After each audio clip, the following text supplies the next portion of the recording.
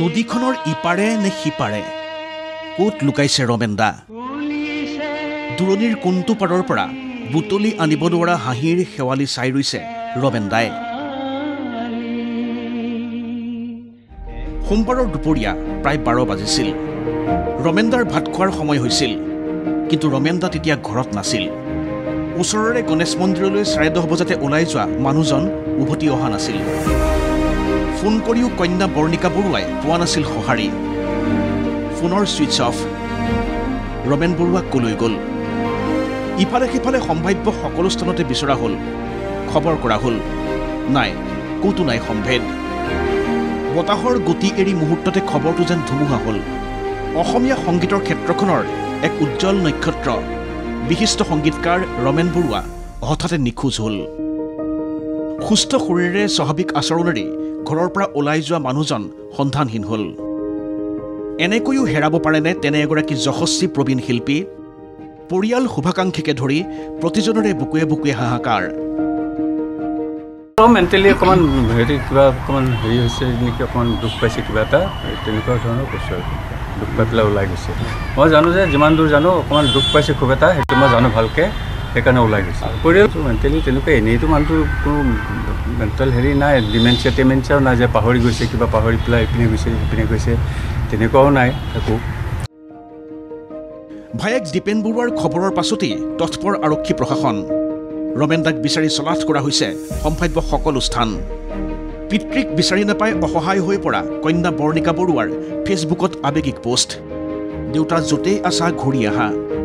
তুমি নহ'লে মই কিদৰে থাকিম মুখ্যমন্ত্ৰীৰ নিৰ্দেশ যৎপৰোনাস্তি চেষ্টাৰে শীঘ্ৰেই সন্ধান উলিওৱা হওক ৰমেন বৰুৱাৰ পিছে এই সকলো শুভাশা প্ৰাৰ্থনাৰ শেষ ক'ত সোমবাৰে বিয়লিৰে পৰা লতাশিলৰ এই ঘৰখন ভৰিছে শুভাকাংক্ষীৰে নিশা পৰ্যন্ত শিল্পীগৰাকীৰ সন্ধানত ব্যস্ত হ'ল জুবিন গাৰ্গো বস্তুটো খালি ক্ৰিটিকেল হৈ গৈ আছে চব আমি এতিয়া কিবা যদি খুংখত্ৰ পাওঁ সেইটো বেলেগ কথা আৰু এতিয়া ৰাতি 3টা বজালৈকে মই ঘূৰি ফুৰিছোঁ গোটেইখন আমি কেইজনমান বন্ধু লৈ পেলাই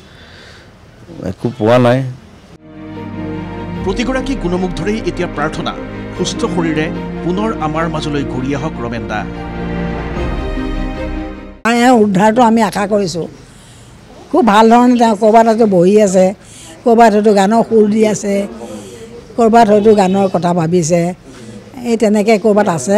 যেতিয়ালৈকে সঠিক খবৰটো নাপাওঁ তেতিয়ালৈকে আমি কেতিয়াও বেয়া চিন্তা কৰিব নোৱাৰোঁ বেয়াভাৱে ভাবিব নোৱাৰোঁ ৰমেন দা ভালে আছে ক'ৰবাত ঠিক তেনেকুৱা এটা আমি অনুভৱ হয় কিন্তু আমাৰ পৰিয়ালৰ কাৰণে এইটো এটা বৰ দুখৰ কথা সহ্য কৰিব নোৱাৰোঁ আৰু সহিব নোৱাৰোঁ এই ঠিক এনেকুৱা এটা ভাৱ আমাৰ মাজত আছে গতিকে আমি বিচাৰিছোঁ ৰমেন দা ভালে থাকক হাইকোৰ্টৰ সমীপৰ CCTV কেমেৰাৰ ফুটেজ আৰু মোবাইল ফোনৰ অন্তিম ট্ৰেকিঙত ধৰা পৰিছিল ৰমেন দাৰ অৱস্থিতি দেখা গৈছিল কোৰ্টৰ পৰা উজান বজাৰৰ কাছাৰী ঘাটলৈ যোৱা বাটটোত তাৰ পাছত ক'ত নিখোজ হ'ল ৰমেন বৰুৱা এই নিৰুদ্দেশৰ আঁৰত আছে নেকি কিবা কাৰণ তাৰ উত্তৰ এতিয়া অস্পষ্ট ধূসৰ অনাকাংক্ষিত দুৰ্ভাৱনা সত্য নহওক বুলিয়ে ব্ৰহ্মপুত্ৰৰ বুকুত চলিছে দুবাৰৰ অভিযান কিন্তু কি হ'ব এই দুশ্চিন্তা দুৰ্ভাৱনাৰ সামৰণি উত্তৰ কেৱল সময়ৰ হাতত ব্যুৰো ৰিপৰ্ট ND24